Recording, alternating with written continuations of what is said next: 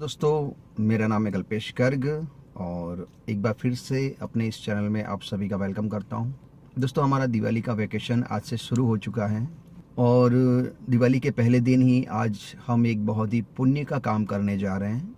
यहाँ पर मेरे गांव के आसपास एक संस्था है। वो संस्था क्या करती है कि रोड पर या गांव में या किसी भी जगह पर कोई मानसिक रूप से अस्वस्थ व्यक्ति घूमता रहता है या कोई बैठा हुआ पाया जाता है तो उसको वो ले आते हैं, उसको नहलाते हैं। अगर उसको दवा की ज़रूरत है तो उसकी दवाई करवाई जाती है और उस संस्थान में उसे रखा जाता है। खाने पीने रहने की सारी सुविधाएं दी जाती हैं। मुझे एक कॉल आया था कि आप आइए और हमारे संस्थान को एक बार विज़िट ज़रूर कीजिए, तो आज मुझे समय मिला है। चलिए आज उस संस्थान में चलते हैं और हम देखते हैं कि कौन लोग हैं जो इसे चला रहे हैं और किस तरह के लोग वहाँ पर रहते हैं, क्या क्या सुविधाएं उन्हें दी जाती हैं, और कोशिश करेंगे कि हम हमारे YouTube चैनल के माध्यम से उनकी थोड़ी सी मदद कर लें। तो चलिए अब हम उस संस्थान की तरफ चलते हैं।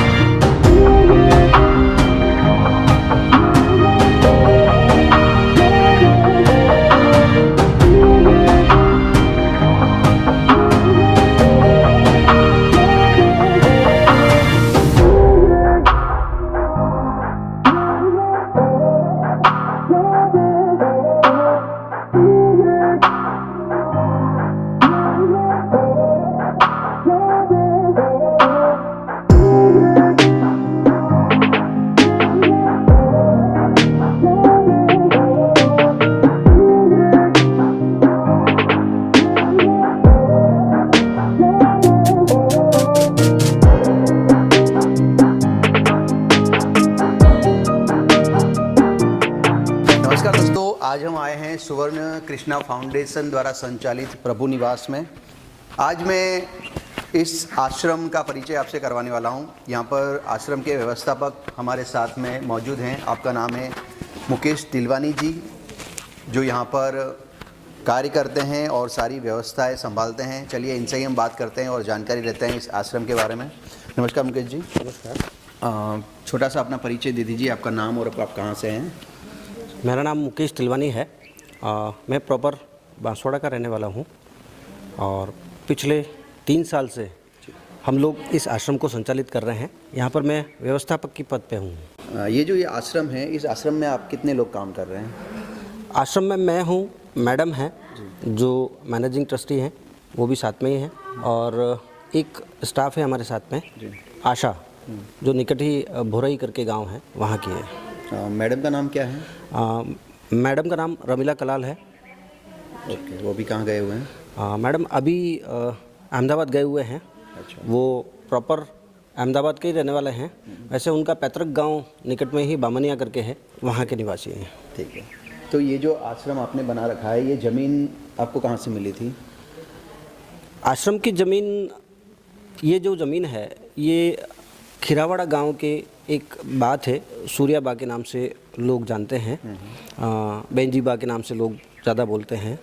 बेंजी बा ने अपनी पूरी ज़मीन लगभग 11 साढ़े 11 बीघा के आसपास में है। ये बारोल गौ सेवा समिति को गौशाला के लिए दान में दी हुई थी। ठीक है। उसी बारोल गौ सेवा समिति के माध्यम से इस आश्रम हेतु हमको 3 बीघा ज़मीन मिली है।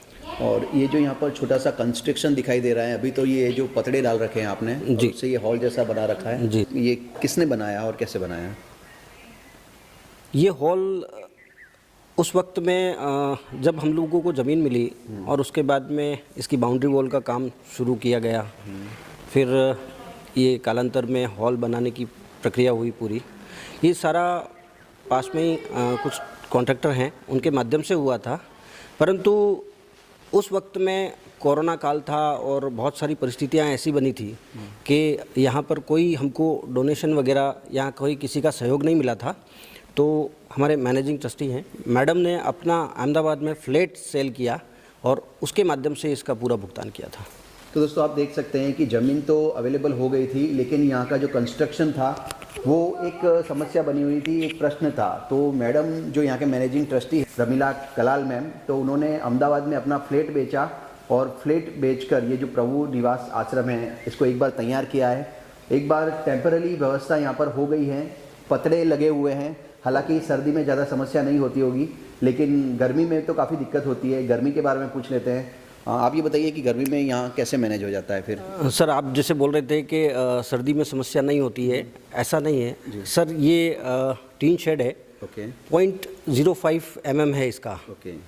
और ये सर्दी में तुरंत ठंडा, इतना ठंडा होता है कि बाहर ठंडक होती है और अंदर से बारिश हो रही होती है, क्योंकि पानी की बूंद बन के वो अंदर से गिर रहा होता है। ओके। तो सर्दियों में भी बहुत अधिक समस्या है, बारिश में तो है ही है, और गर्मी में तो इसके अंदर रहना बहुत दुभर होता है, बहुत ज़्यादा परिस्थितियाँ खराब होती हैं। आपको दिखाता हूँ कि इस तरह का ये टीन शेड बना हुआ है और बीच में गैप भी है। तो गर्मी में तो नो डाउट परेशानी होती है, लेकिन भाई साहब ने जैसा कि बताया कि सर्दी में भी ये खुले खेत में बना हुआ है, तो बाहर की जो ठंडक है वो ओस की बूंदों के रूप में अंदर टपक जाती है। तो टीन शेड बना हुआ है, पतला जो बोलते हैं पतड़ा उसका है। कहीं ना कहीं काफ़ी समस्या इनको होती रहती है। इस तरह का ये बना हुआ है। मैंने अक्सर देखा है कि मैडम जी का यूट्यूब चैनल भी है, उसके अंदर वो हमेशा कहते हैं कि हमारे प्रभु जी आ गए, हमारे प्रभु जी ये कर रहे हैं, हमारे प्रभु जी वो कर रहे हैं। तो ये प्रभु जी कौन है? आप हमारे दर्शकों को ज़रा सा परिचय करवाइए। आपने सड़क पर ऐसे बहुत सारे लोगों को देखा होगा जो भीख मांगते हैं, और ऐसे कुछ लोग आपने देखा होगा जो गंदला सा, महीनों से नहाया नहीं, दाढ़ी बाल बड़े हुए हैं, आधा नंगा सा अपनी ही धुन में चले जा रहा है, जो न मारता है, न भागता है, न छीनता है, न मांगता है। आपने कुछ दे दिया तो भी ओके, और अगर आप नहीं दे पाए तो भी ओके। ऐसे लोगों को हम लोग प्रभु जी के नाम से संबोधित करते हैं, और यही प्रभु जी हैं। इन्हीं के लिए इस आश्रम प्रभु निवास की संरचना की गई है। अभी आपके आश्रम में कुल कितने प्रभु जी निवास कर रहे हैं? आज के दिनांक में हमारे आश्रम में, हमारा तो नहीं, प्रभु जी का आश्रम है और उसमें हम उनके साथ में रह रहे हैं। यहाँ पर 13 प्रभु जी रह रहे हैं। एक हमारे प्रभु जी साथ में ही खड़े हैं। शांता, नाम बोल। फूला। ये नाम चेंज कर देती है। अच्छा, हाँ, अभी इसका नाम फूला हो गया। ओके। फूला नाम हो गया, ठीक है ना? नाम है तुम्हारा? हाँ। फूला। फूला। की रहो तमें? बापोर। बापोर कहाँ है ये? बांसवाड़ा आगे। अच्छा, आपको यहाँ अच्छा लगता है? हाँ, अच्छा लगता है। अच्छा लगता है, बहुत अच्छा लगता है। बहुत अच्छा लगता है। मैडम अच्छे हैं कि भैया अच्छे हैं? ये अच्छे ये अच्छे हैं। अच्छा, चलो बढ़िया है। जय गुरु की दो करिए सर, जय गुरु करिए। जय गुरु करें। ये जो प्रभु जी है, इनकी खास बात मैं बता दूं। जैसे ही मैं यहाँ पर आके बैठा तो सबसे पहले इन्होंने याद किया, पानी पिलाया। उसके बाद भी एक भाई साहब आए थे, उनके बेटे का बर्थडे था, तो यहाँ पर केले और मिठाई लेके आए थे। इस समय भी इन्होंने याद किया था पानी। तो खासकर लोगों का काफ़ी ये ख्याल रखते हैं, लोगों को जो भी मेहमान आते हैं उनको पानी पिलाना। तो और इनका और उनको जय गुरु करके उनका वेलकम करना। अच्छा, जय गुरु करके वेलकम करना, ये काफ़ी अच्छा है इनके बारे में। इधर बेटा, आजा आजा गुरु आजा, आजा। गुरु आजा।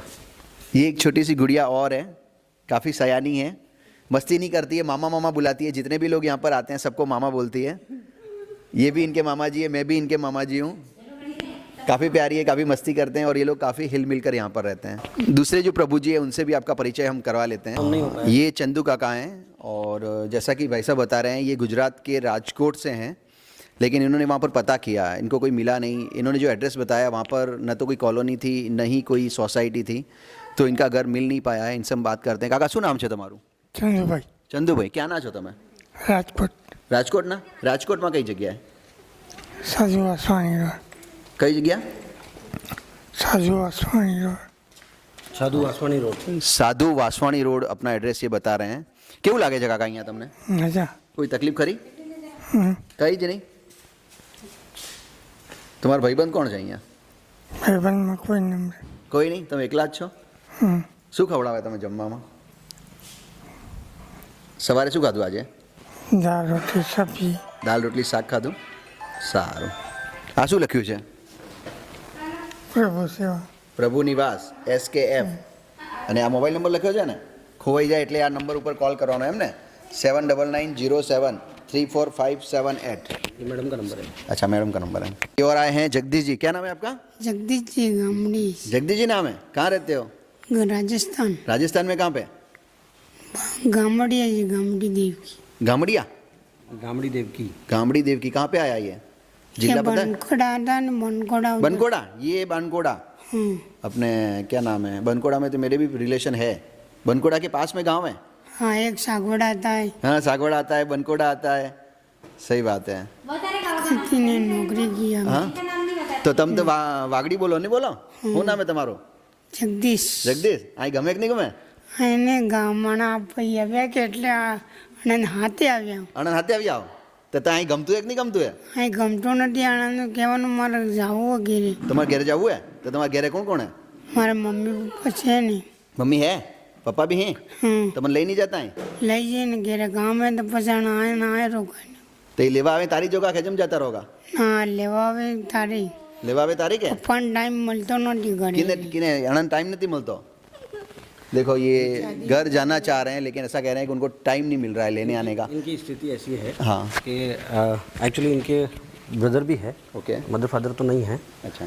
और इनकी बहनें हैं। हम लोगों ने काफ़ी संपर्क किया परंतु वो लोग चाहते नहीं हैं, और वो ले जाना तो बहुत दूर की बात है। हम लोगों ने उनको कहा कि हम लोग यहाँ पर निसहाय निराश्रित मानव सेवा संस्थान चला रहे हैं और आपके परिवार का सदस्य यहाँ पर है, आप आकर ले जाइए। तो उन्होंने कहा कि आपको कहा किसने था ले जाने के लिए, आप उसको रास्ते पर छोड़ दीजिए। अच्छा। वो उस सोच के लोग हैं, तो ले जाना तो संभव ही नहीं है। देखा, इस दुनिया में कुछ लोग ऐसे भी हैं जो अपने परिवार के लोगों को रोड पर न जाने किन हालात में छोड़ देते हैं, और कुछ लोग ऐसे भी हैं जिनका इनसे कोई रिश्ता नाता नहीं, पर एक मानवीय दृष्टिकोण से ये इनकी मदद करने के लिए आगे आए हैं। ऐसे ही हमारे दीदी रमीला दीदी जो हैं वो, और मुकेश जी भाई साहब, ये एक नेक कार्य कर रहे हैं। इन सारे लोगों को इन्होंने छत प्रदान की है। छत के साथ साथ ये इनकी मेडिकल जो ज़रूरतें हैं उनका ख्याल रखते हैं, इनके खाने का ख्याल रखते हैं, इनके कपड़ों का ध्यान रखते हैं। भाई साहब से मैंने बात की थी अभी कि इन लोगों का खाने की व्यवस्था आप कैसे करते हैं, तो इनके ही मुंह की ज़ुबानी में इनके जो विचार है वो आपको सुनाना चाहूँगा। काफ़ी विचार मुझे अच्छे लगे। भाई साहब, इनके खाने का प्रबंधन कैसे किया जाता है? खाने का प्रबंधन तो ऊपर वाला है साहब। एक सोच के साथ में हम लोगों ने इस आश्रम की शुरुआत की थी कि इस धरती पर एक भी ऐसा जीव नहीं है जो भरपेट उठता है, और एक भी ऐसा जीव नहीं है जो भूखा सोता है। ये लोग सड़क पर थे तब भी इनको कुछ ना कुछ मिल रहा था और इनका दाना पानी चल रहा था। आज ये यहाँ पर हैं तो ये जिम्मेदारी उस ईश्वर की है कि उसको किसी न किसी को भेजना ही है। और आप लोगों ने अभी जस्ट देखा ही, इनके मिठाई और नमकीन की व्यवस्था कोई किसी और को भेज के उसके जन्मदिन पे ईश्वर ने करवाई दी। आज शाम का इनका नाश्ता उनके माध्यम से हो गया।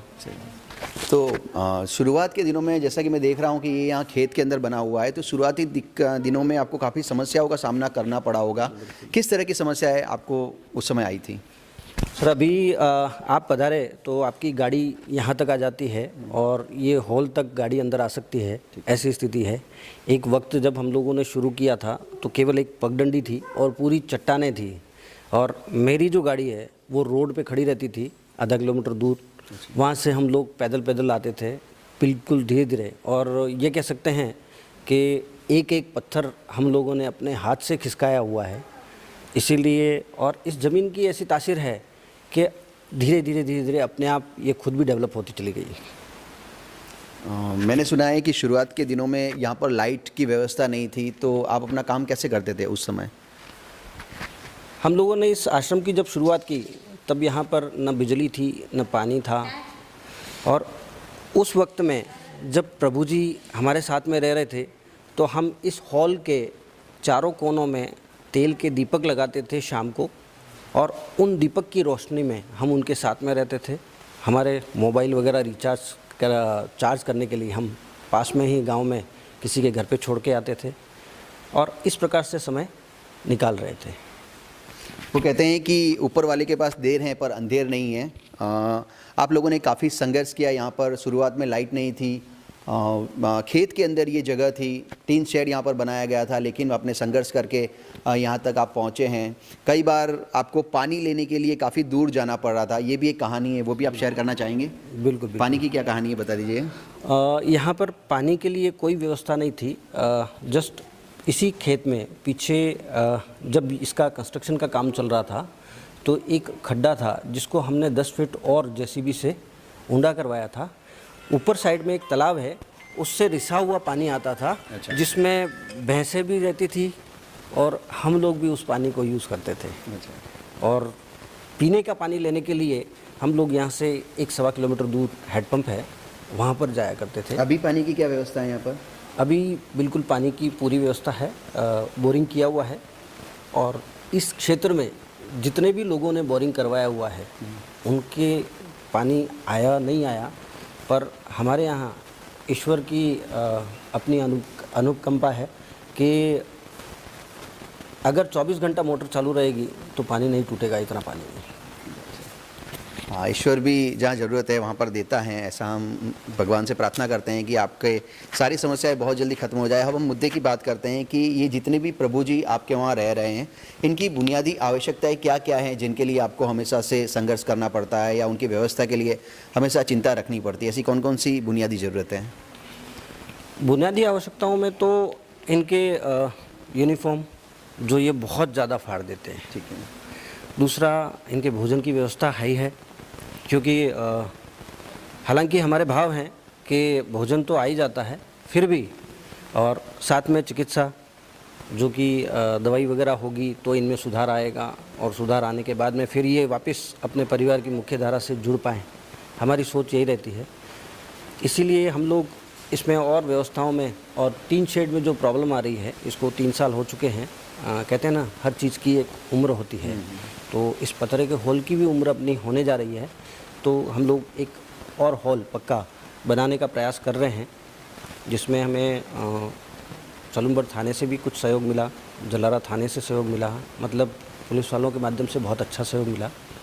आसपुर के जो बिल्डिंग मटेरियल के व्यापारी हैं, कुछ व्यापारियों के माध्यम से सहयोग मिला, और धीरे धीरे हम लोग अभी प्लिंथ लेवल तक आए हैं, कुर्सी भर रही है। आगे ये ईश्वर की इच्छा है, और इसी कार्य के लिए मैडम ने एक तप ले रखा है कि वो एक वक्त भोजन कर रही हैं जब तक ये पूरा नहीं हो जाएगा, और उनकी सोच है कि मेरे प्रभु जी पक्के आवास में नहीं चले जाएंगे तब तक मैं एक ही टाइम भोजन करूँगी। आज मेरा बैड लक रहा कि मैं मैडम से मिल नहीं पाया। मैडम आज अहमदाबाद गए हुए हैं, क्योंकि अहमदाबाद में उनकी फैमिली रहती है, उनके बच्चे रहते हैं, तो वो 1-2 दिन कभी कभी जाते रहते हैं। तो मेरे उनसे जब बात हुई तो उन्होंने कहा कि कोई बात नहीं, मैं नहीं हूँ, लेकिन फिर भी आप जाइए, मुकेश जी आपको वहाँ पर मिल जाएंगे। ऐसी कोई ख़ास दवा है जिनकी इनको ज़रूरत रहती हो, या किसी व्यक्ति की कोई ख़ास दवा चल रही है अभी?